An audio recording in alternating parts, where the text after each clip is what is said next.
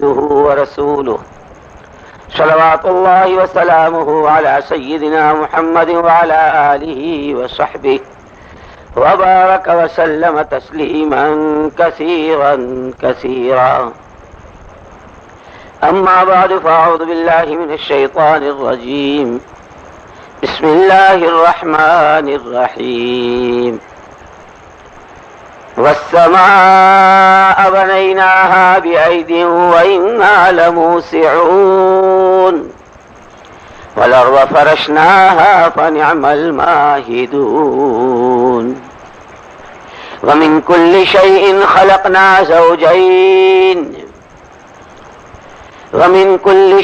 خلقنا زوجين لعلكم تذكرون. ففروا إلى الله لكم منه نذير مبين. وقال رسول الله صلى الله عليه وسلم: إنما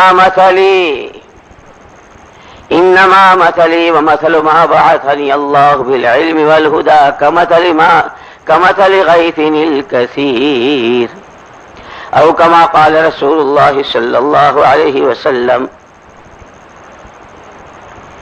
میرے بھائیوں، دوستوں، عزیزوں اور بزرگوں، حضور اکرم صلی اللہ تعالی علیہ وسلم جو کچھ لے کر آئے ہیں، جس میں تمام انسانیت کی اور تمام بشریت کی فلاح و بہبود کے سارے راز چھپے ہوئے ہیں، اور روزمرہ جو مسجدوں میں ہماری جماعتیں ہر نماز کے بعد کوئی نہ کوئی عمل ہوتا ہے، اس میں اعلان ہوتا ہے کہ ہماری اور آپ کی دنیا اور آخرت کی تمام انسانوں کی مکمل کامیابی حضور اکرم صلی اللہ علیہ وسلم والی بات کے ماننے میں ہے.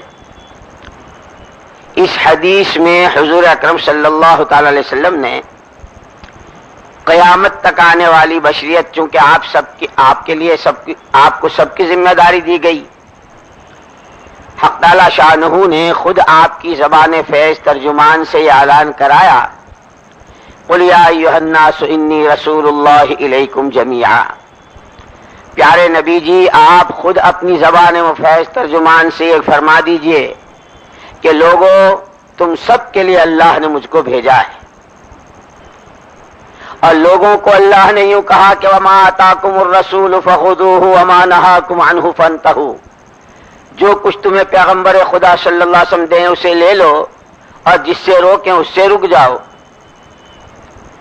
زندگی کے جس شعبے میں، جس موڑ پر، جس حال میں محمد صلی اللہ علیہ وسلم کی تابعداری کرو گے، ان کی اطاعت کرو گے، ان کے کہے کو اپناؤ گے، تو راہیں کھلتی چلی جائیں گی. ان تطیعوہ تہتدوا. اس لیے حضور اکرم صلی اللہ علیہ وسلم نے اپنی پوری ذمہ داری کو ادا کرتے ہوئے گویا یہ اعلان، یہ جو آپ نے تشبیہ دی ہے اپنے پورے دین کی، کہ جو کچھ اللہ نے مجھے دیا اور جس سب کے ساتھ میں اس دنیا میں ہدایت اور علم کے ساتھ آیا، اس کی مثال پانی کی طرح ہے.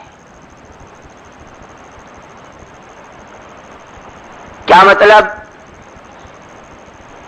کہ پانی کی جو خصوصیات ہیں، سب سے پہلی خاصیت پانی کی یہ ہے کہ مشرق ہو، مغرب ہو، شمال ہو، جنوب ہو، امیر ہو، غریب ہو، تاجر ہو، کاشتکار ہو، حاکم ہو، محکوم ہو، کالا ہو، گورا ہو، دیسی ہو، بدیسی ہو، عربی ہو، عجمی ہو، مرد ہو، عورت ہو، جوان ہو، بوڑھا ہو،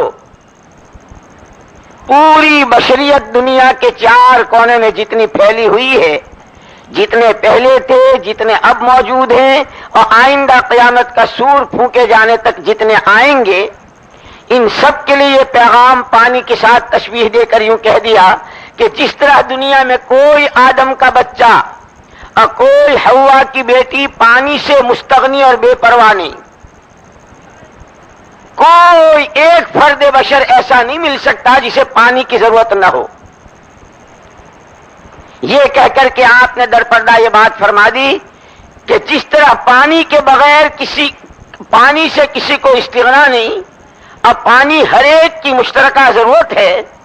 جو کچھ میں اپنے ساتھ اللہ کی طرف سے لایا ہوں، جتنا جو حیثیت پانی کی ضرورت کی تمہاری زندگی میں ہے، وہی حیثیت میرے والے دین، میری والی شریعت، میری والی زندگی اور میری والے دین کے آنے کی محنت کی وہی حیثیت تمہاری زندگی میں. پہلی بات تو یہ گویا پوری بشریت کو یہ پیغام پہنچا دیا ہے کہ جو حیثیت پانی کی ضرورت کی ہر فرد بشر کی زندگی میں ہے، وہی حیثیت میرے والے دین کی ضرورت کی ہر فرد بشر کی زندگی میں.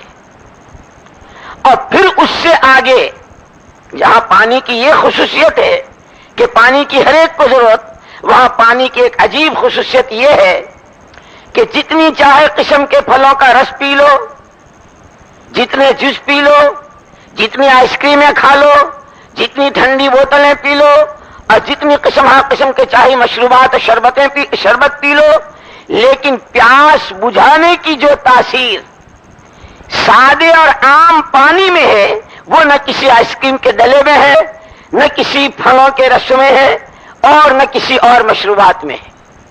یہ کہہ کر فرما دیا جس طرح پانی کی ضرورت، اسی طرح تمہاری زندگی میں میری والی شریعت و دین کی ضرورت. جتنے چاہے قلابے ملا لو، آسمانوں کی بلندیوں میں چلے جاؤ، زمینوں کی تہوں میں چلے جاؤ، مشرق مغرب کے قلابے ملا لو، اتر دکھن کی مسافتیں ناپ لو، جو چاہے یہاں تک کہ آسمان سے ستارے توڑ کے لے آؤ. جس طرح تمام مشروبات کے پینے کے ساتھ پیاس بجھنے کی تاثیر صرف اور صرف سادے اور عام پانی میں ہے، جتنے چاہے مسائل کے لیے تم دوڑ بھاگ کر لو، تمہارے دنیا اور آخرت کے تمام مسائل کا حل صرف اور صرف میری والی شریعت مطہرہ ہی میں ہے، اور کہیں تمہارے مسئلے کا حل نہیں ہے. رس بہت پیتے ہیں، جوس بہت پیتے ہیں، ٹھنڈی چیزیں بہت استعمال کرتے ہیں، لیکن ہر ایک یوں کہتا ہے کہ پانی کی بات تو پانی ہی میں، پیاس بجھنے کی تاثیر پانی ہی میں ہے. ایک فرد کے، ایک خاندان کے، ایک شہر کے، ایک صوبے کے، ایک ملک کے، ایک بر اعظم کے اور عالم کے 5 بر اعظم کے درمیان تمام پھیلے ہوئے انسانوں کے، تمام دنیا اور آخرت کے چھوٹے بڑے، انفرادی، اجتماعی، گھریلو، کاروباری، سماجی، ملکی، ملی، قبر، حشر، آخرت، جنت، دوزخ، ان تمام مسائل کے سارے حل صرف اور صرف حضرت محمد صلی اللہ علیہ وسلم والی شریعت میں اور آپ کے والے دین ہی میں چھپے ہوئے ہیں. کہ جتنی چاہے دوڑ بھاگ کر لو اور جتنی چاہے تدبیریں کر لو اور جتنے چاہے کلابے ملا لو، مسائل حل ہوں گے صرف محمد صلی اللہ علیہ وسلم والی شریعت کے راستے سے. پانی کے ساتھ تشبیہ دے کر پوری بشریت کو یہ پیغام پہنچا دیا ہے. ہمارا کام بھی یہی ہے. یہ روز جو اعلان ہوتا ہے ہماری آپ کی دنیا آخرت کی کامیابی دین میں ہے، دین میں ہے، دین میں ہے. خدا کرے سب سے پہلے ہم بات کرنے والوں کو، بات سننے والوں کو، ہمارے مجمع کو، اور جس نے اللہ کی توحید کا کلمہ پڑھا ہے اور جس نے محمد صلی اللہ علیہ وسلم کی رسالت کی گواہی دی ہے، خدا کرے یہ یقین دلوں کی گہرائیوں میں اتر جائے. یہ ساری نقل و حرکت، یہ مسجد وار جماعت، یہ 5 عمل، یہ 4 مہینے، یہ پیدل، یہ سواری، یہ اندر، یہ باہر، یہ یومیہ محنت، روزانے کی محنت، یہ اللہ کی قدرت، اللہ کی بڑائی، اللہ کی عظمت، یہ دعوت، یہ مجلس ایمان، یہ تعلیم کے حلقے، اس سب کا خلاصہ سب سے پہلے یہ امت اور اس امت کا ہر طبقہ اور ہر طبقے کا ہر فرد حقیقت کے ساتھ اور پورے یقین کے ساتھ اس کے دل بھیتر یہ بات اتر جائے، کامیابی صرف اور صرف محمد صلی اللہ علیہ وسلم والی زندگی میں. اسی کے لیے سارے مذاکرے، سارا کہنا سننا، خدا ہمیں سب کو نصیب فرما دے. تو عرض میں نے کیا میرے دوستو، پہلی بات تو ہمیں یہ سمجھنی ہے، اپنی ذات سے سمجھنی ہے، اور پھر حضرت رسول پاک صلی اللہ علیہ وسلم کی امت میں ہونے کے ناطے جو ہر فرد امت کی ذمہ داری بنتی ہے کہ جس طرح اللہ نے اپنی خلافت کے لیے انسان کو چھانٹا ہے، محمد صلی اللہ علیہ وسلم نے اپنی نیابت کے لیے آپ کی امت کے ہر طبقے کے ہر فرد کو چھانٹا ہے. اسی لیے آپ دیکھ لو ترتیب کہ حق تعالی شانہ نے جب انسانوں کی تعلیم و تربیت کے لیے نبوت کے سلسلے کو شروع کیا، ہر زمانے میں اللہ نے نبی بھیجے، ہر زمانے میں اللہ پاک نے پیغمبروں کو بھیجا۔ نبی آتے تھے، اپنے ساتھ دین اور دین کی محنت لاتے تھے۔ نبی کی محنت پر حق تعالی شانہ انسانوں کی زندگیوں میں دین کو داخل فرماتے تھے۔ جب نبی چلے جاتے تھے اور محنت کا سلسلہ منقطع ہو جاتا تھا تو دین زندگیوں میں سے آہستہ آہستہ نکلنا شروع ہوتا تھا۔ نکلتے نکلتے جب وہ اپنی آخری حدوں کو چھو لیتا اور صرف اتنا نہیں کہ دین نکل گیا بلکہ اس کے مقابلے کی بے دینی، جیسے عقیدے میں توحید خالص، اس کے مقابلے میں شرک، کہیں شرک حقیقی کہیں شرک مجازی، طاعات کے مقابلے میں عصیان و نافرمانیاں، علم کے مقابلے میں جہالتیں، اللہ کے دھیان اور استحضار کے مقابلے میں اللہ سے غفلت، اخلاق کے مقابلے میں بد اخلاقی، اخلاص کہ جو جہاں ہو، کوئی کسی کو ایک گلاس پانی دیتا ہے، کوئی کسی کے لیے بیٹھنے کی جگہ بناتا ہے، کوئی کسی کا اکرام کرتا ہے، کوئی کسی سے ہنستے چہرے ہنستے منہ بولتا ہے، خندہ پیشانی بات کرتا ہے، یوں کہ جو چیز تھی ہر ایک کی بنیاد کہ اس کے پیچھے کوئی غرض نہیں، صرف اللہ راضی ہو جائے۔ اس محنت کے نتیجے میں یہ چیزیں آیا کرتی تھی۔ جب نبی چلے جاتے، محنت منقطع ہو جاتی، ان چیزوں میں کمی آتی، اور کمی نہ آتی بلکہ اس کے مقابلے کی چیزیں کہ توحید کے مقابلے میں شرک، طاعت کے مقابلے میں نافرمانیاں، علم کے مقابلے میں جہالتیں، دھیان اور اللہ کے استحضار اور اس کی عظمت و بڑائی کہ جس کے ہر قدم پر میرا اللہ مجھے دیکھ رہا ہے، میرا اللہ میرے دل بھیتر کی جانتا ہے، کوئی پتا حرکت نہیں کر سکتا، کوئی ذرہ اپنی جگہ چھوڑ نہیں سکتا، اور پانی کی کوئی بوند اپنی جگہ سے ہل نہیں سکتی جب تک میرے اللہ کا ارادہ نہ ہو۔ اس استحضار کے ساتھ جو زندگی جی جا رہی تھی، جب نبی کی والی محنت ختم ہوتی تو اس کی جگہ غفلت لے لیتی تھی، اللہ سے بالکل غافل، جو کچھ آنکھوں سے نظر آ رہا ہے، جتنا پیلا نظر آیا اس کو سونا سمجھا، جہاں سے عزتیں نظر آئی وہاں سے چپک گئے، جہاں سے روٹی ملتی نظر آئی وہیں ٹیک لگا دیا اور وہیں اپنی بیٹھک لگا لی۔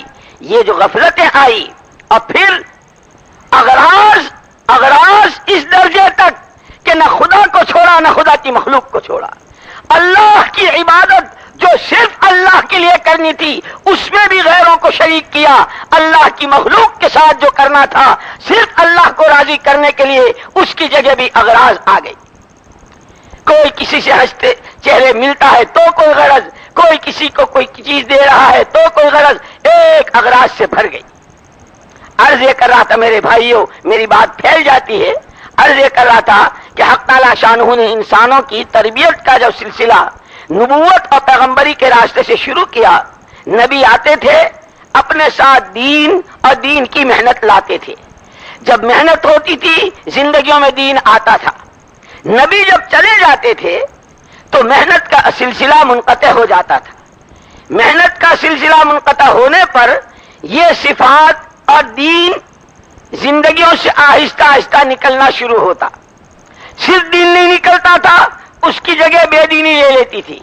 جب وہ بے دینی، جب شرک، نافرمانیاں، بد اخلاقیاں، معاشرت کی گندگیاں، معاملات کی الجھنیں، اغراض اور دنیا پرستی اور دنیا طلبی اور جاہ طلبی جب اپنی انتہا کو پہنچ جاتی تھی، پھر اللہ کو اپنی مخلوق پر ترس آتا، پھر خدا ایک نبی کو بھیجتے۔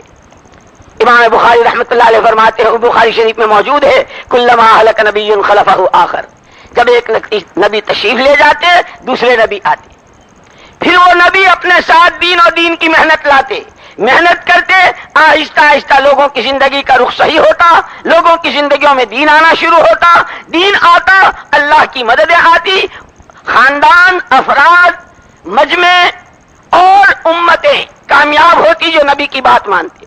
لیکن جب نبی چلے جاتے، محنت کا سلسلہ منقطع ہو جاتا، پھر دین نکلنا شروع ہوتا۔ دین نکلنا شروع ہوتا تو بے دینی کی جتنی چیزیں وہ سب زندگیوں میں آتی۔ پھر وہ اپنی حدوں کو پہنچتی، اللہ کو ترس آتا۔ یہ سلسلہ برابر محمد الرسول اللہ صلی اللہ علیہ وسلم کی بعثت تک چلتا رہا۔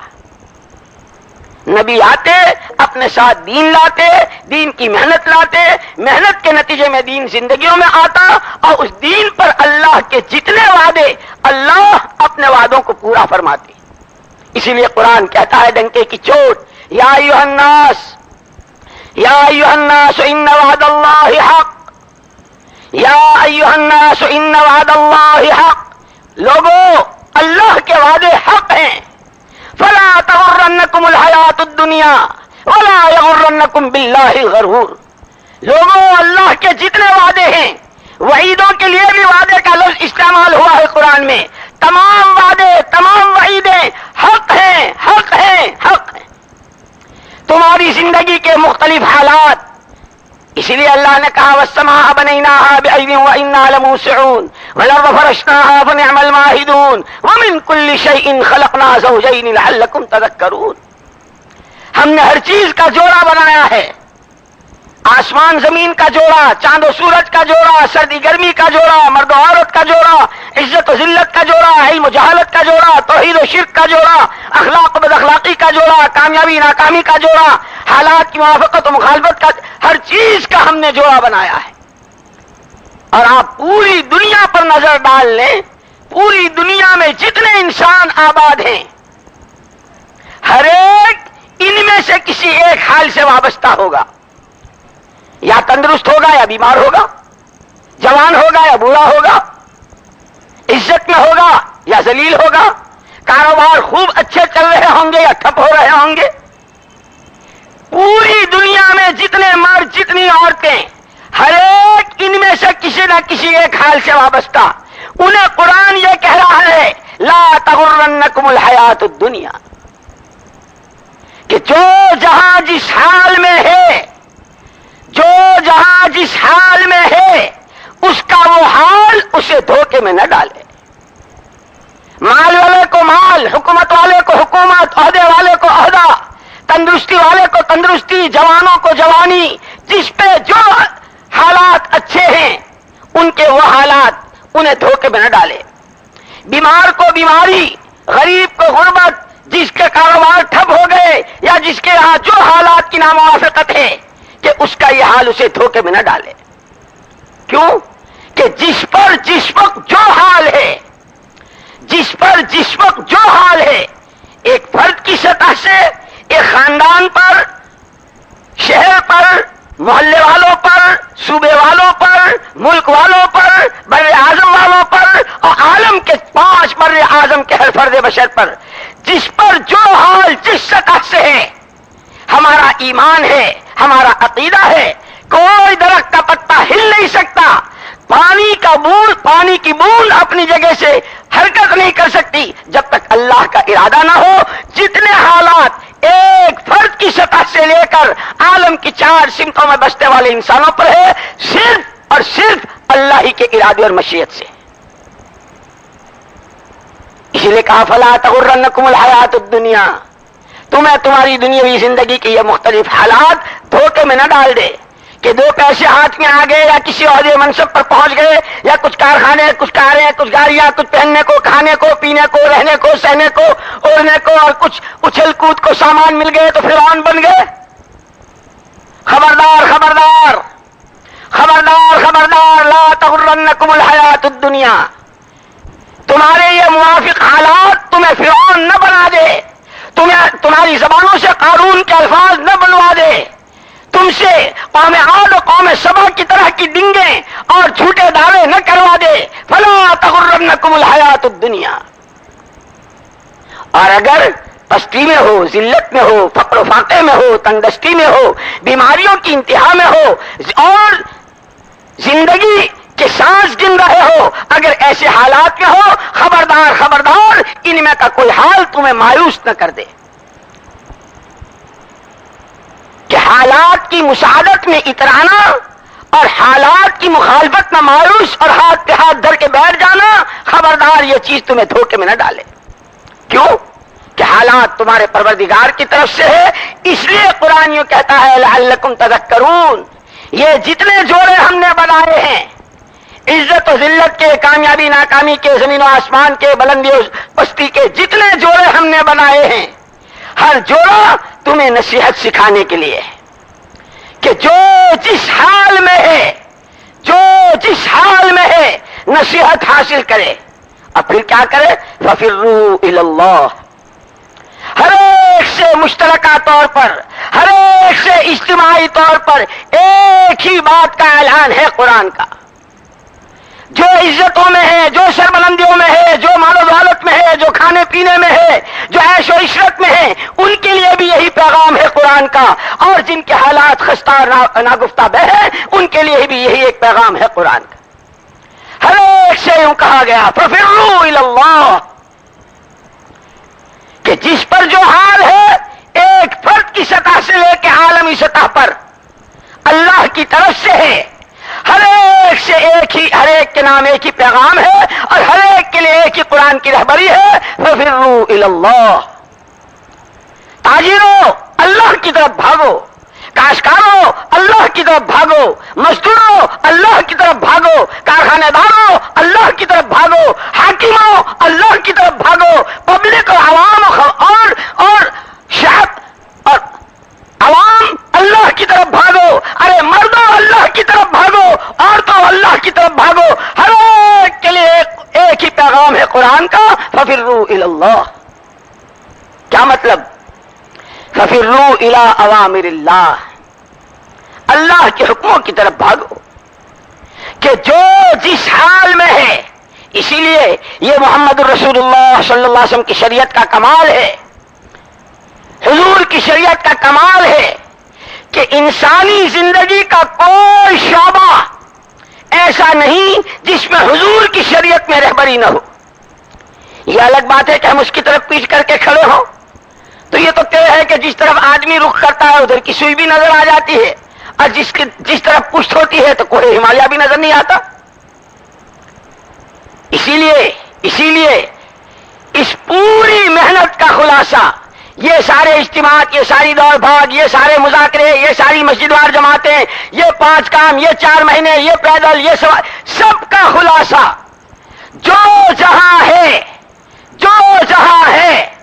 وہ اپنی جگہ رہتے ہوئے اس کی محنت کا رخ مخلوق سے خالق کی طرف، چیزوں سے اعمال رسول خدا کی طرف، اور دنیا سے آخرت کی طرف۔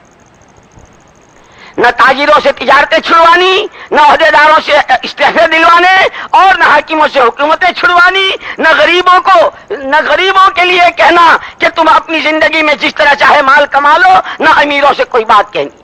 ہر ایک کے لیے ایک ہی پیغام ہے، جو جہاں ہے اللہ کی طرف سے ہے، جس پر جو حال ہے اللہ کی طرف سے ہے۔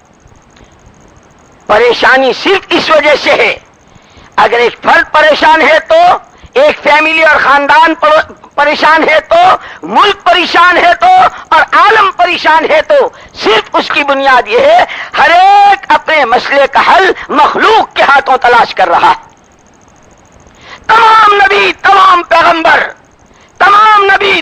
پیغمبر علیہم الصلاۃ والتسلیمات کی ایک ہی دعوت، قولوا لا الہ الا اللہ، کہ اللہ کا غیر جہاں جس شکل میں ہے، اللہ کا غیر جو جس شکل میں ہے، آسمان اللہ کا غیر ہے، زمینیں اللہ کی غیر ہیں، شمس و قمر کے ہنڈے اللہ کے غیر ہیں، دریائے اور سمندر اور اس میں اٹھنے والی موجیں اللہ کی غیر ہیں، کوئی اللہ کی غیر، کروڑوں اربوں کھربوں پربوں سنگوں سب اللہ کے غیر، ایک سوئی اور ایٹم بم سب اللہ کے غیر، ریت کا ذرہ اور میلوں پھیلی ہوئی زمینیں اور باغات سب اللہ کے غیر۔ تمام انبیاء اور تمام پیغمبر علیہم الصلوۃ والتسلیمات کی پہلی دعوت، لوگوں اللہ کا غیر جہاں جس شکل میں ہے، یہاں تک کہ ان ساری مخلوقات سے گزر کر جبریل اللہ کا غیر، اسرافیل اللہ کا غیر، ملک الموت اللہ کا غیر، میکائیل اللہ کا غیر، ہر ایک اللہ کا غیر ہے، ہر نبی کی پہلی پکار، لوگوں اللہ کے ہر غیر سے کچھ ہونے نہ ہونے، ان سے زندگی کے بننے بگڑنے کا یقین سب سے پہلے دلوں سے نکال دو۔ اسی لیے تمام نبیوں کی دعوت کا کلمہ مشترک ہے۔ ہر نبی نے دعوت جو دی ہے لا الہ الا اللہ کی، کہ اللہ کا غیر جہاں جس شکل میں ہے اس کے ہاتھ میں کچھ نہیں، نفع ہے نہ نقصان، عزت ہے نہ ذلت، بننا ہے نہ بگڑنا، کسی کے ہاتھ میں کچھ نہیں، صرف ایک اکیلے اللہ کے ہاتھ میں۔ کہ اللہ کون ہے؟ اللہ کون ہے جس کے ہاتھ میں سب کچھ ہے؟ کہ خود اللہ نے اپنا تعارف کرایا ہے، اننی انا اللہ، اننی انا اللہ لا الہ الا انا فاعبدنی واقم الصلاۃ لذکری، کہ میں ہی اللہ ہوں۔ اور یہ اس ماحول کے مقابلے میں آواز لگائی تھی جب فرعون تھا، اور فرعون کے پورے ماحول میں انا ربکم الاعلی، انا ربکم الاعلی، انا ربکم الاعلی، میں ہی ہوں تمہارا سب سے بڑا پروردگار۔ اور اس کی دھوس سے پبلک اتنی متاثر تھی، روزہ رکھ رہے ہیں، نمازیں پڑھ رہے ہیں، تسبیح پڑھ رہے ہیں، قرآن کی تلاوت کر رہے ہیں، اپنے زمانے کی آسمانی کتاب کی تلاوت کر رہے ہیں، اور یہ سارے اعمال صالحہ کر رہے ہیں، لیکن دل فرعون کی عظمت لیے ہوئے۔ اگر وہ ناراض ہو جائے گا تو کیا ہو جائے گا؟ اسی لیے مسجد میں آتے ہیں تو اللہ بہت بڑے، اور مسجد میں باہر گئے تو اگر یہ ناراض ہو گئے تو اس سب کے مقابلے میں اللہ نے آواز لگوائی تھی، اننی انا اللہ۔ یہ اس ماحول میں جتنا جس کو تم بڑا سمجھ رہے ہو اور جس کی بڑائی کے سکے تمہارے دلوں پر جمع ہوئے ہیں، خبردار خبردار، اننی انا اللہ، اللہ تو میں ہی ہوں۔ اور کیسا ہوں؟ کیسا ہوں؟ جب وقت آتا ہے اپنی الوہیت کا، جب آتا ہے اپنی بڑائی کا، جب آتا ہے اپنی قدرت کا، جب آتا ہے اپنی فعالیت کا، جو اس کا مظاہرہ کر کے دکھاتا ہوں۔ اللہ ایک اکیلا تنہا تنہا بلا شرکت غیر قادر مطلق، ایسا جب چاہے جو چاہے جہاں چاہے جس طرح چاہے کر کے دکھا دے۔ عرض میں نے کیا میرے بھائیوں، دوستوں، عزیزوں اور بزرگوں، پہلی بات یہ ہے دین کے بغیر چارہ نہیں ہے، جیسے پانی کے بغیر گزارا نہیں ہے۔ دین کے راستے کے علاوہ مسائل کا حل نہیں ہے، جیسے پانی کے بغیر پیاس کا بجھنا نہیں۔ یہ دین زندگیوں میں کیسے آئے؟ اس کے لیے اللہ کی طرف سے جو ترتیب ہے کہ اللہ نبیوں کو اور پیغمبروں کو بھیجتے تھے، نبی آ کر محنت کرتے تھے، دین زندگیوں میں آتا تھا، دین پر اللہ کے جو وعدے تھے غیبی تائیدوں کے، مددوں کے، نصرتوں کے، زندگیوں کے بنانے کے، ان سب کو اللہ پورا کرتے تھے۔ ان وعد اللہ حق، اللہ کے وعدے حق ہیں، اللہ وعدہ خلافی نہیں کرتا۔ یہ سلسلہ چلتا رہا۔ جب حضرت رسول پاک صلی اللہ علیہ وسلم تشریف لائے، آپ بھی اپنے ساتھ یہی دو چیزیں لائے، دین اور دین کی محنت۔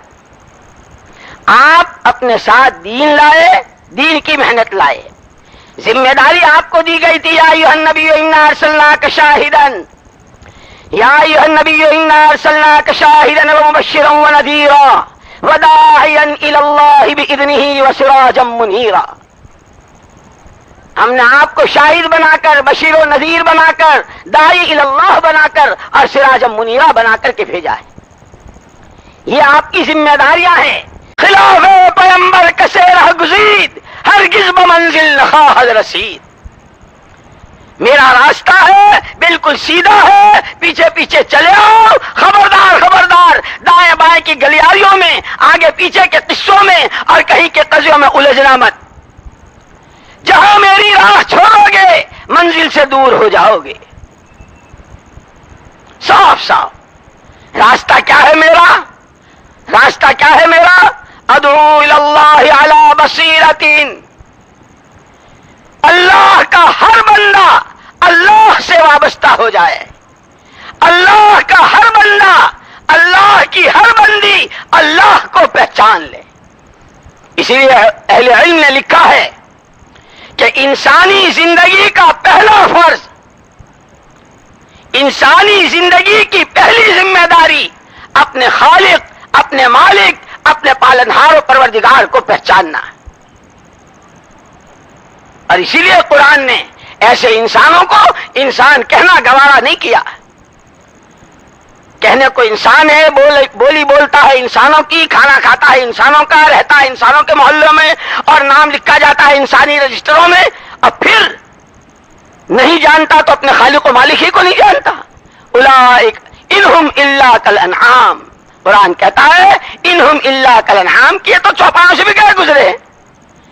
کم سے کم چوپایا بھی اپنے باندھنے چھوڑنے والے کو پہچانتا ہے. کہیں چھوڑ دو جانور کو 2 میل کے فاصلے پر، راستے میں باغات ہوں، کھیتیاں ہوں، بہترین قسم کی نہریں ہوں، عالی شان قسم کی کوٹیاں اور بنگلے اور حویلیاں ہوں، لیکن 2 میل کے فاصلے سے سیدھا آ کر اپنے مالک کے ٹوٹے جھونپڑے کے پاس کھڑا ہوتا ہے. کہ اتنی حس، اتنا شعور اور اتنی سمجھ تو جانور کو بھی ہے. اسی لیے قرآن کہتا ہے انہم الا کالانعام. چاہے بولی انسانوں کی بولتا ہو، انسانوں کے محلے میں رہتا ہو، انسانوں کی فہرست میں شمار ہوتا ہو، انسانوں کے سے لباس پہنتا ہو، انسانوں کی شکل ہو، لیکن اگر اللہ کو نہیں جانتا، اپنے خالق و مالک کو نہیں جانتا، اپنے وجود دینے والوں کو نہیں جانتا، اپنے وجود کو عدم سے بدلنے والے کو نہیں جانتا، تو انسان کہلائے جانے کے قابل نہیں، چوپایا بلکہ چوپائے سے گیا گزرا. اسی لیے میرے دوستو، ہماری اس پوری محنت کا خلاصہ جو جہاں ہو، جس رنگ و روپ میں ہو، جس خاندان و قبیلے سے ہو، جس برادری، جس ملک سے ہو، جون سا پیشہ اور حرفہ کرتا ہو، جو جہاں ہو، اللہ کو اللہ پہچانے. اللہ کون ہے؟ اللہ خود اپنا تعارف کرا رہے ہیں. اور اسی لیے میں عرض کر رہا تھا کہ حضور اکرم صلی اللہ علیہ وسلم اپنے ساتھ دین لائے، دین کی محنت لائے.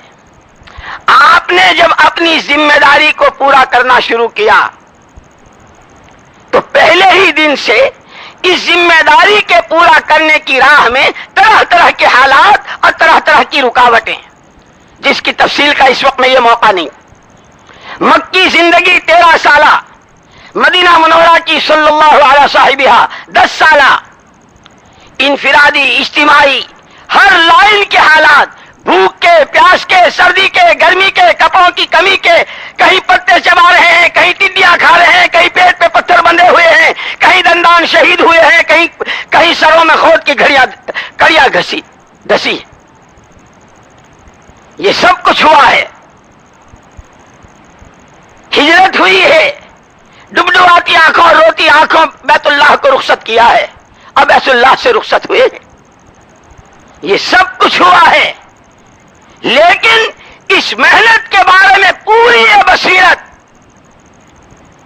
علی بصیرت، جو محنت میں لے کر آیا ہوں، جو دین لے کر آیا ہوں، اس کے لیے جو محنت لے کر آیا ہوں، انسانیت کے، دنیا آخرت کے، قیامت کے سور بھونکے جانے والے دن تک کے تمام انسانوں کی تمام فلاح و بہبود کے راز اس محنت میں اور اس دین میں چھپے ہوئے ہیں جس کو لے کر آیا ہوں.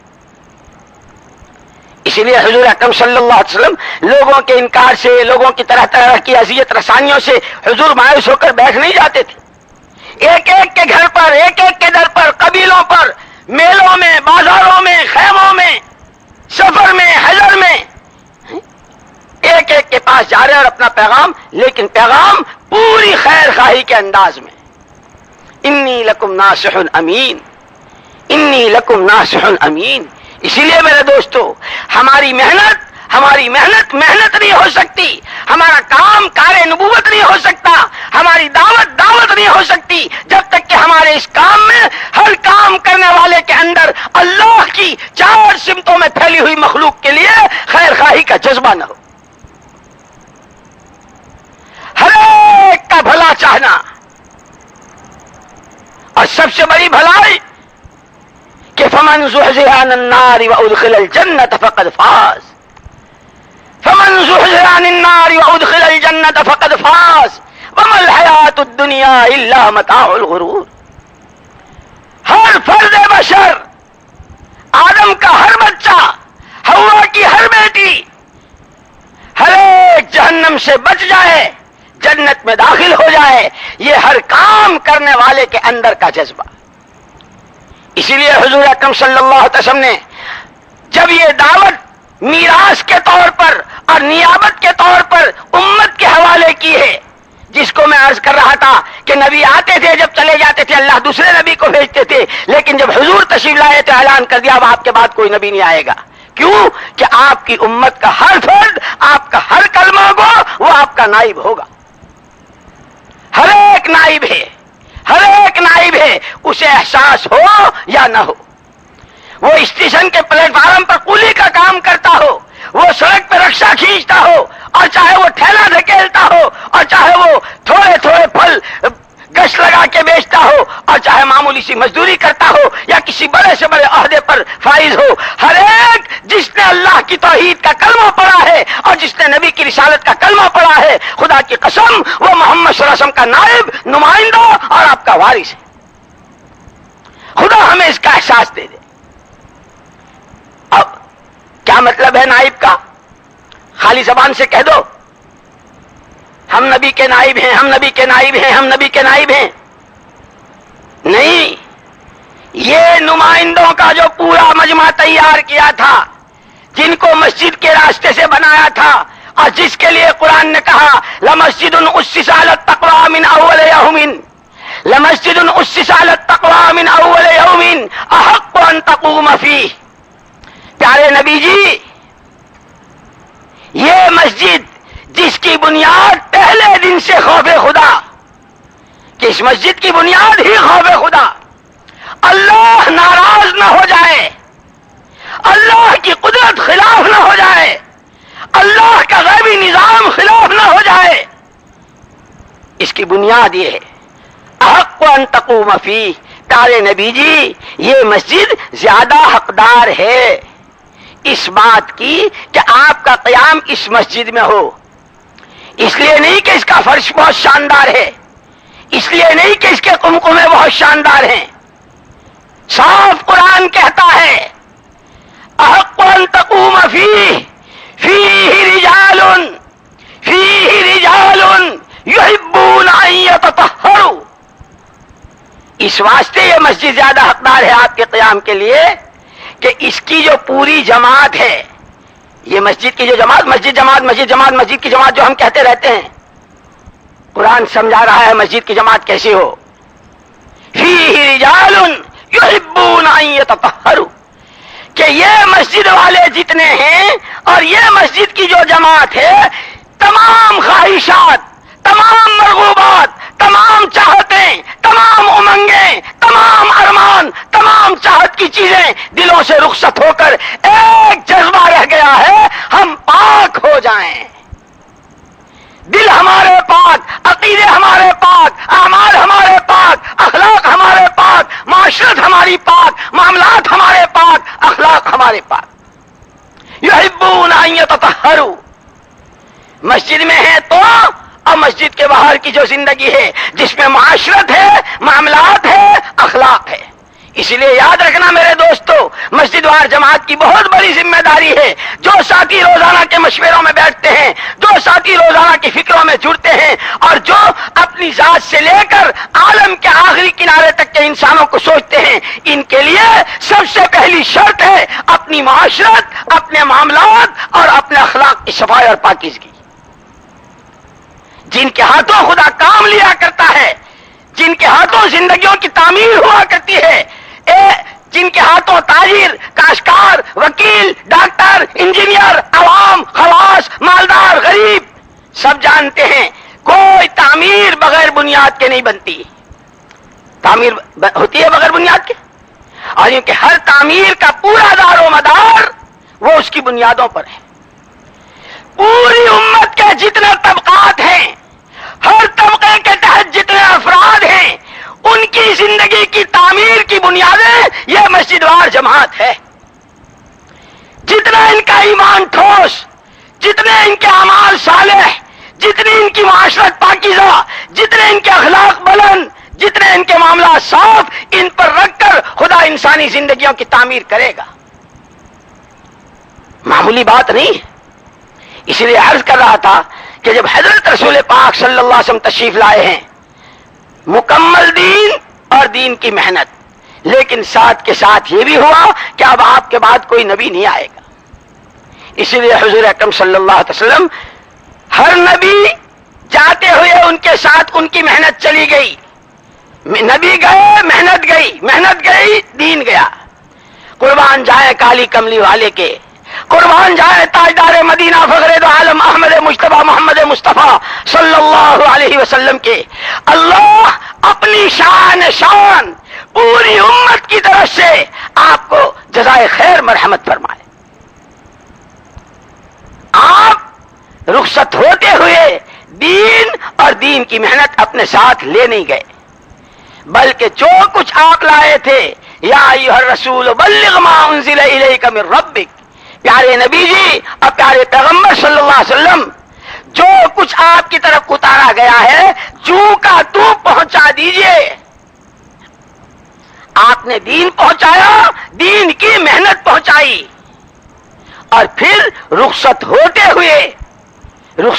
ہوئے آپ کے جانے پر آپ کی والی محنت کا سلسلہ منقطع نہیں ہوا۔ اللہ جزائے خیر دے پوری امت کی طرف سے صدیق اکبر رضی اللہ تعالیٰ عنہ نے اس محنت کا حق ادا کر کے پوری امت کو سبق پڑھا دیا، اور پوری امت کو یہ بات سمجھا گئی کہ گرچہ تمہارے نبی تمہارے درمیان نہیں ہے، لیکن اگر نبی والی محنت کو نبی والے جذبے کے ساتھ، نبی والے یقین کے ساتھ، اللہ کے غیبی وعدوں پر یقین کی کیفیت کے ساتھ، مقدار قربانیوں کو بڑھانے کے ساتھ، خدا کی جناب میں روزے دھونے کے ساتھ اگر نبی کی نیابت اس محنت کو کرتے ہو، خدا تمہارے ہاتھوں بھی وہی کام لے گا کر کے دیا۔ ہاں لیکن یوں کہیں، جب تک آدمی کسی چیز کی اہمیت کو نہیں سمجھتا اس وقت تک اس کا اہتمام نہیں کرتا۔ ہر چیز کا اہتمام اس کی اہمیت کی مقدار میں، جو چیز جتنی اہم اتنا اس کا اہتمام، جتنا اہتمام اتنی اس کے لیے قربانی، اور قربانی کے بارے میں خدائی دستور، خدا کسی کی قربانی کو ضائع نہیں ہونے دیتے۔ وہ قربانی دینے والا کسی رنگ کا ہو، کسی قوم کا ہو، کسی زبان کا ہو، اور کسی رنگ و روپ کا ہو، یہ خدائی دستور ہے۔ جو قربانی دی جاتی ہے خدا اس کا نتیجہ دکھاتے ہیں۔ کیونکہ سب سے پہلے صدیق اکبر رضی اللہ تعالیٰ عنہ نے امت کو دعوت کے تقاضوں کی اہمیت سمجھائی کہ دعوت کے تقاضے کتنے اہم ہیں۔ اس کا انداز اس سے لگاؤ کہ حضور اکرم صلی اللہ علیہ وسلم کا وصال ہوا ہے، اور پوری امت جس طرح ایمان کے اعتبار سے ترازو کے ایک پلڑے میں اور ترے تنہا صدیق اکبر دوسرے پلڑے میں، جس طرح ایمان تھا، یوں کہ اللہ رسول کی محبت بھی اسی اعتبار سے تھی، اسی پر تو ایمان بنا تھا۔ ساری امت کا غم، ساری امت کا صدمہ، سب کے دلوں میں حضور کی محبت سب ایک طرف، اور صدیق اکبر رضی اللہ تعالیٰ عنہ کے قلب میں محمد رسول اللہ صلی اللہ علیہ وسلم کی محبت ایک طرف۔ جتنی محبت تھی اتنا صدمہ تھا، لیکن امت کی رہبری کرنی تھی، امت کی رہبری کرنی تھی۔ خدا کرے خدا کرے خدا کرے امت کو اپنی ذمہ داری کا احساس ہو جائے۔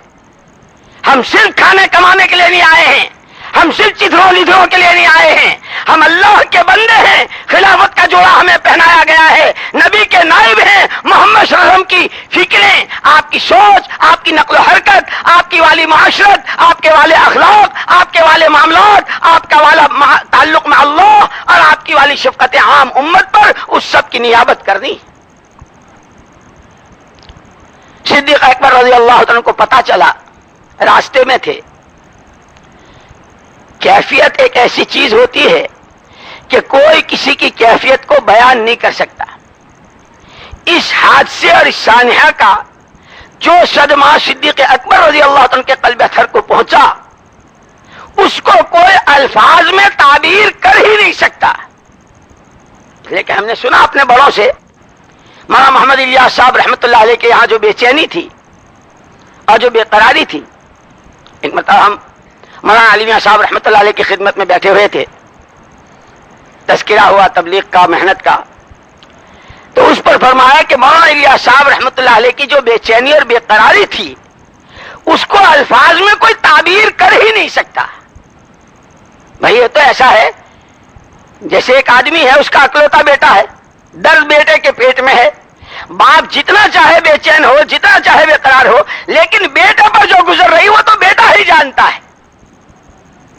کیونکہ صدیق اکبر رضی اللہ تعالیٰ عنہ کو حضور کی اس وفات کے حادثے کی جو صدمہ ہوا ہے، اس صدمے کے ساتھ لیکن عجیب بات، پوری امت کو سبق پڑھا گئے، صدموں سے متاثر ہو کر، حالات سے متاثر ہو کر، حوادث سے متاثر ہو کر ہاتھ پہ ہاتھ دھر کے بیٹھ جانا، یوں کہ یہ نبی کی نیابت کی بات نہیں ہے۔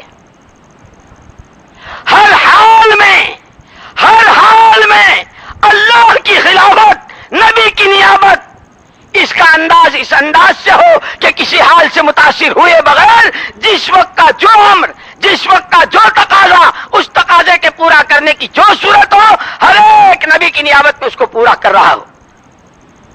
اور یوں کہ جب امت اس کو کرنے لگتی ہے، خدا کو پیار آتا ہے اور خدا اس پر رکھ کر پھر ایسی قربانی دینے والے، تقاضوں کو اہمیت دینے والے، دعوت کو اہمیت دینے والے، اس کے تقاضوں پر مر مٹنے والے، اس کے نتیجے میں پورا دین زندگیوں میں حقیقت کے ساتھ آ جائے، اس کو چاہنے والے ان پر رکھ کر پھر خدا اپنی قدرت کے مظاہرے کیا کرتے ہیں۔ تشریف لائے صدیق اکبر رضی اللہ تعالیٰ عنہ، حضور اکرم صلی اللہ علیہ وسلم حجرے شریف میں آرام فرما رہے ہیں، آپ پر چادر ڈال دی گئی ہے۔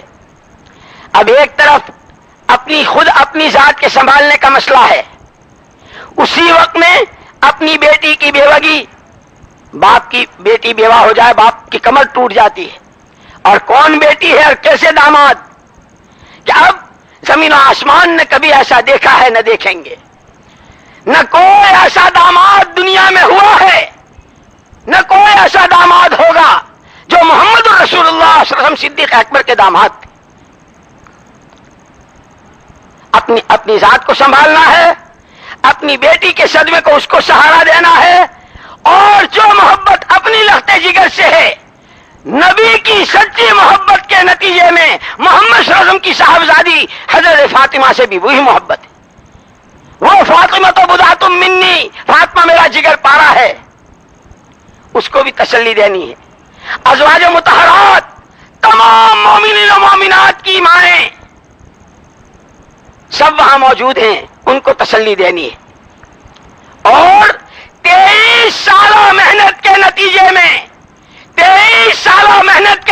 میں وہ جو سراج منیرہ کہا تھا، ہم نے آپ کو داعی بنا کر بھیجا اور ہم نے آپ کو سراج منیرہ بنا کر بھیجا، یہ روشن چراغ کا مجمع جو آپ تیار کر گئے ہیں، مہاجرین ہیں، انصار ہیں، ہر ایک نے مشکات نبوت سے لیا ہے، ہر ایک سر کے بالوں سے لے کے پیروں کے ناخن تک اپنے آپ کو نبی کے رنگ میں رنگنے کی فکر میں، وہی چال، وہی رفتار، وہی گفتار، وہی کردار، وہی فکریں، وہی سوچ، وہی رونا، وہی کھانا، وہی پینا، وہی پہننا، ایک مجمع تیار کیا ہے کہ اب یہ مجمع پورا امانت ہے حضور کی طرف سے۔ اس امانت کی حفاظت، ازواج مطہرات، صاحبزادیاں، اپنی ذات، 23 سال کے خلاصے میں بنا ہوا مجمع، اور پیچھے قیامت تک آنے والی امت، یہ سارے تقاضے، اور ادھر حالات کہ ہرقل آ رہا ہے، مسلمان نے جھوٹی نبوت کا دعویٰ کر دیا، ایک عورت کو بھی نہ جانے کیا سوجی، اس نے کہا میں بھی نبی ہوں، چاروں طرف سے اللہ جزائے خیر دے، اللہ جزائے خیر دے صدیق اکبر رضی اللہ تعالیٰ عنہ کو پوری امت کی طرف سے اور قیامت تک آنے والی پوری امت کی طرف سے کسی حال سے متاثر ہوئے بغیر حجرے شریف میں آئے ہیں، چہرے مبارک سے کپڑا ہٹایا ہے، پیشانی مبارک کا بوسہ لیا، اور یہ کہتے ہوئے طبت حیا و طبت میتا یا رسول اللہ، حضور جب آپ ہمارے درمیان تشریف فرماتے آپ اچھے تھے، اب آپ نے پردہ فرما لیا، آپ تو اب بھی اچھے ہیں، یہ کہہ کر چہرے مبارک پر کپڑا ڈھانک کر سیدھے ممبر پر، اور ممبر پر جا کر قرآن کی آیتیں پڑھی اور پوری امت کو سبق دے دیا کہ جس کی جتنی اہمیت ہوگی اتنا اس کا اہتمام ہوگا، اور جو اہتمام ہوگا اتنی قربانی ہوگی، اور جتنی قربانیاں ہوں گی خدا نتیجہ دکھائے گا۔ حالات، کتنے حالات، شخصی حالات، اپنی ذات پر جو بیت رہی ہوگی، گھر پر جو ہوا، پورے مجمع، پوری امت، اور چاروں طرف کے فتنے، ممبر پر آ کر کیا کہا؟ وما محمد الا رسول، وما محمد الا رسول قد خلت من قبله الرسل افإن مات وقتل انقلبتم على اعقابكم ومن ينقلب على عقبيه فلن يضر الله شيئا. لوگوں، محمد صلی اللہ علیہ وسلم اللہ کے نیرے رسول ہی تھے. کیا حضور کے جانے کے بعد حضور کی محنت کو چھوڑ بیٹھو گے؟ حضور تمہیں جس راستے پر ڈال کر گئے ہیں، جو سوچ اور جو فکریں تمہیں دے کر گئے ہیں، جو معاشرت و معاملات و اخلاق تمہیں دے کر گئے ہیں، جو زندگی اور جس زندگی کی محنت و دعوت دے کر گئے ہیں، کیا تم اس محنت کو چھوڑ بیٹھو گے؟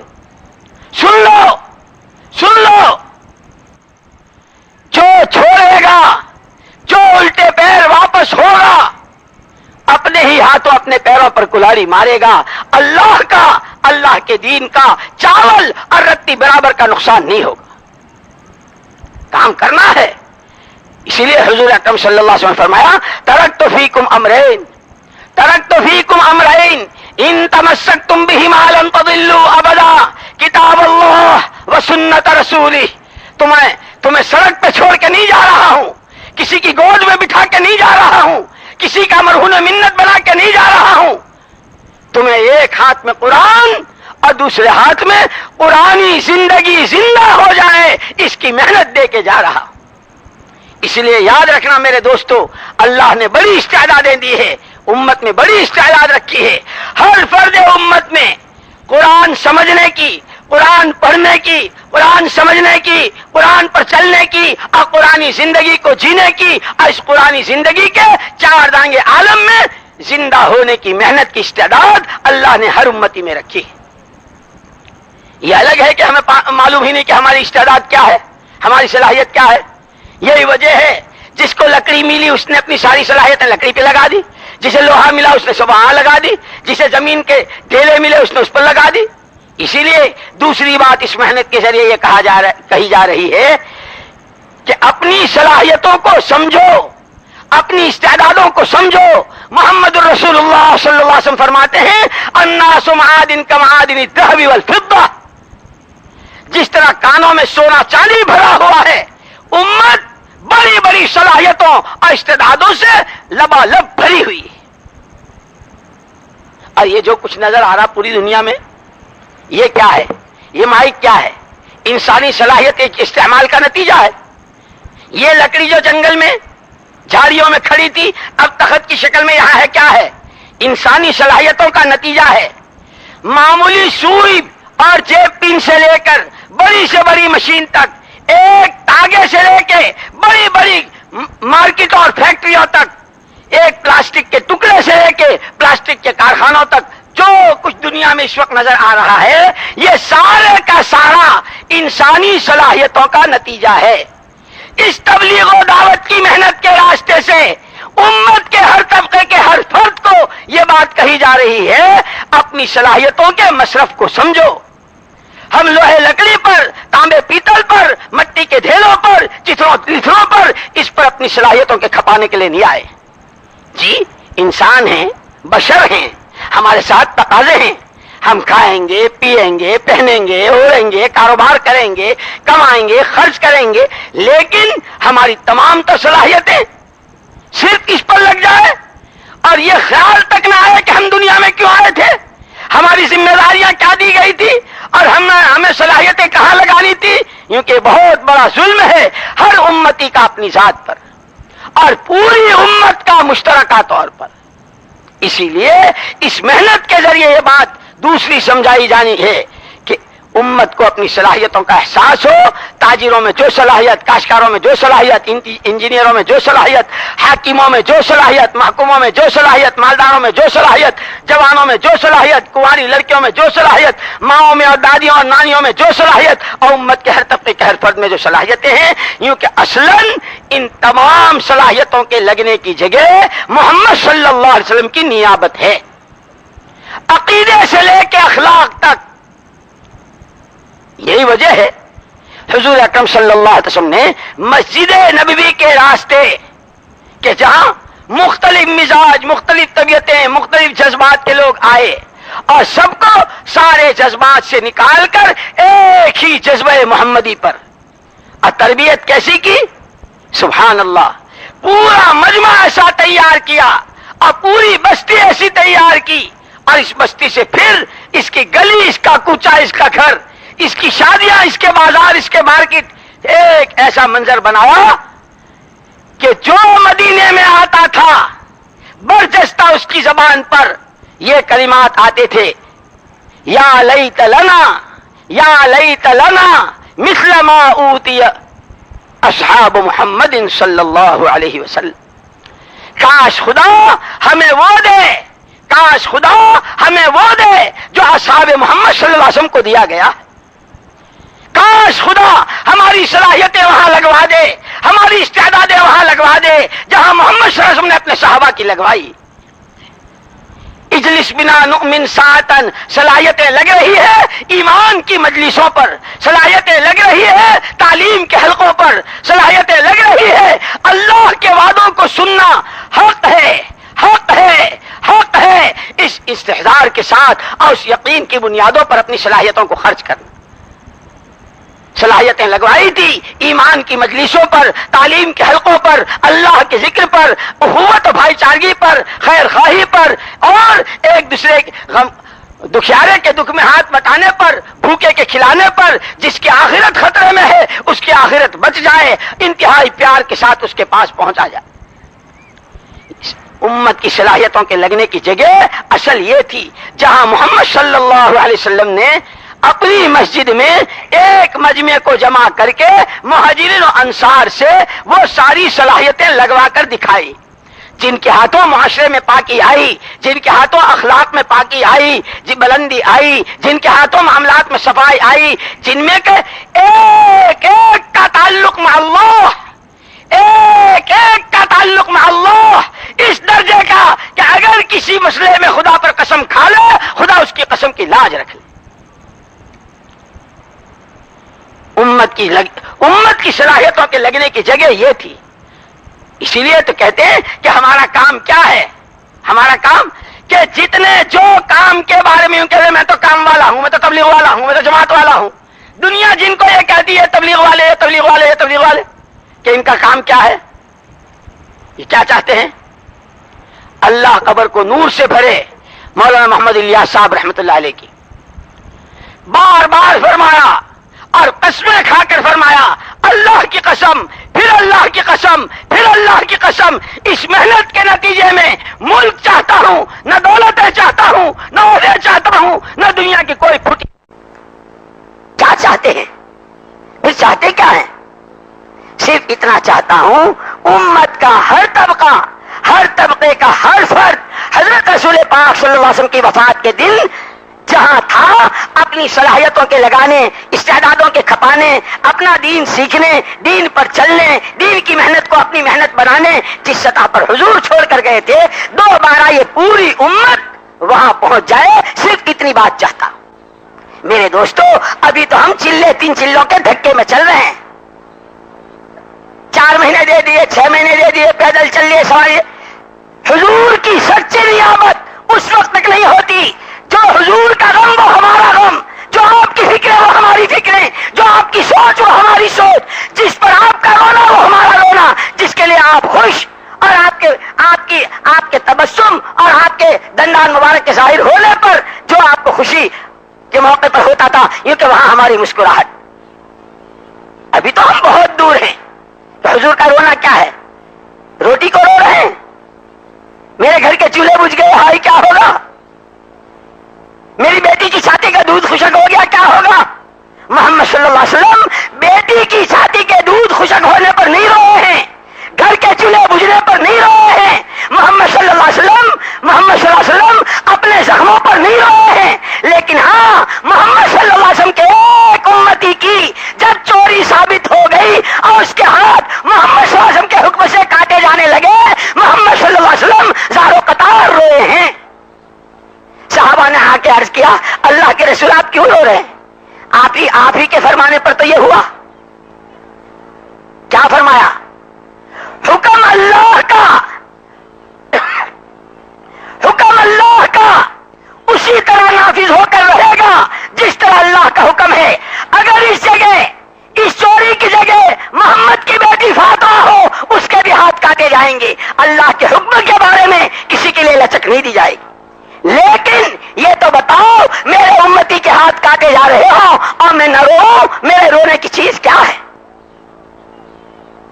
میرے دوستو، کام کو اپنا کام بناؤ، کام کو اپنا کام بناؤ، کام کو اپنا کام بناؤ۔ کیا کام بناؤ؟ ناشتوں میں فرق آ رہا ہے، نہ دوپہر کے کھانوں میں فرق آ رہا ہے، نہ ہمارے سردی گرمی کے جوڑوں میں فرق آ رہا ہے، نہ ہماری شادی اور تقریبات میں کوئی فرق آ رہا ہے۔ ایک لیبل لگا ہوا ہے، تبلیغ والے، تبلیغ والے، تبلیغ والے۔ کام کو کام بنانا، ایک بے چینی، ایک بے قراری، ایک کلن، ایک اللہ کے سامنے کا رونا دھونا، ایک دل ملاحت۔ اور یہ اللہ دیتے ہیں جو جتنا اللہ کی طرف متوجہ ہوتا ہے۔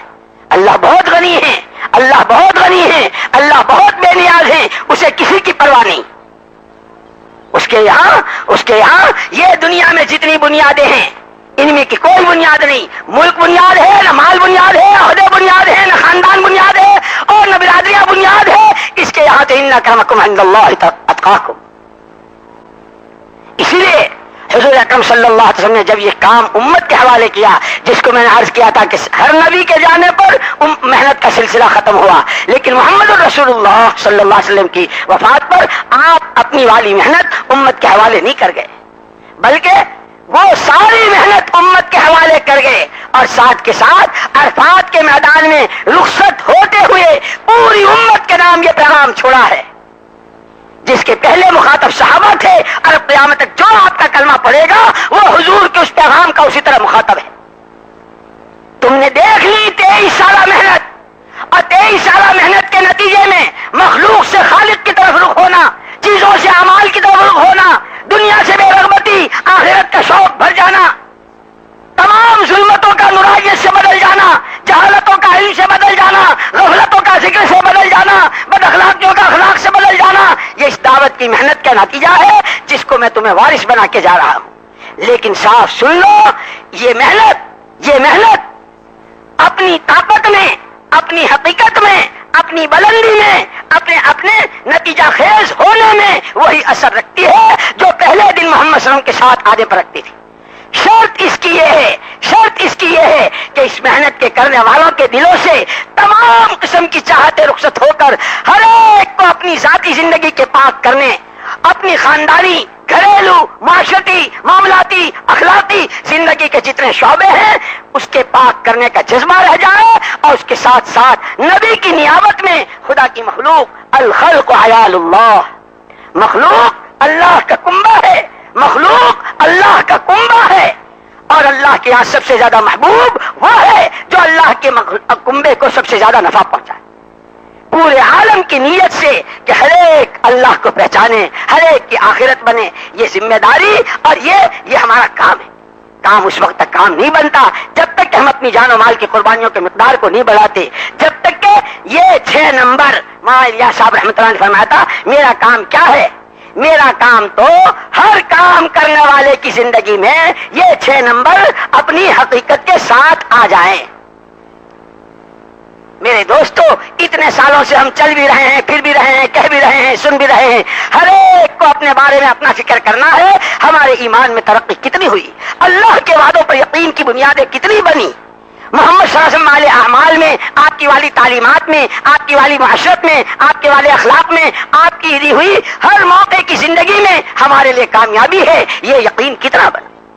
نمازوں میں کتنی جان پڑی، علم کی روشنی میں ہمارا کاروبار، ہماری شادیاں، ہمارے گھر کتنے آئے، اللہ کے دھیان کے ساتھ اخلاق، ایک دوسرے کا حق ادا کرنا، آتے کل ذی حق حقہ، پڑوسیوں کا حق بتایا ہے، ماں باپ کا حق بتایا ہے، بیوی بچوں کا حق بتایا ہے، اور اہل علم اور علماء کرام کا حق بتایا ہے کہ ہر ایک کو یہ دیکھنا ہے۔ اور اس کے ساتھ ساتھ اس یقین کے ساتھ کہ جس طرح پانی کے بغیر کسی کو چارہ نہیں، محمد صلی اللہ علیہ وسلم والی محنت اور محمد صلی اللہ علیہ وسلم والے دین کے بغیر کسی کو چارہ نہیں، اس یقین کے ساتھ اس کام کو اپنا کام بنانا ہے، اپنی زندگیوں کی ترتیب بنانی ہے، جان و مال کو جھونکنا ہے۔ زندگی برف کی طرح کھل رہی ہے، خدا مجھے تمہیں قبول فرمائے، ہمتیں کر کے ارادے کرو، زندگیوں کے فیصلے کرو، کام کو اپنا کام بنانا ہے، اس کی نیتیں کرو، اور نہ کر اللہ سے مانگو، اے اللہ جس فضل سے تو نے صحابہ کو اس محنت کے لیے قبول کیا تھا، ہم ان میں سے کسی ایک کے پاسنگ میں نہیں آ سکتے، لیکن تیری قدرت، تیرا فضل، تیری عطا، تیرا تیرا کرم تیری داد و دہش اسی شان کے ساتھ ہے، اپنے کرم سے ہمیں بھی اس طرح قبول فرما لے. بتلاؤ ہمت کر کے کون کون تیار؟ ہاں بھائی کھڑے ہو کر بھائی نام پیش فرمائے.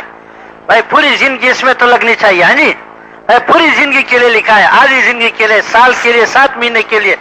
ہاں جی بتائیں کھڑے ہو کر، صرف وہ ساتھی کھڑے ہو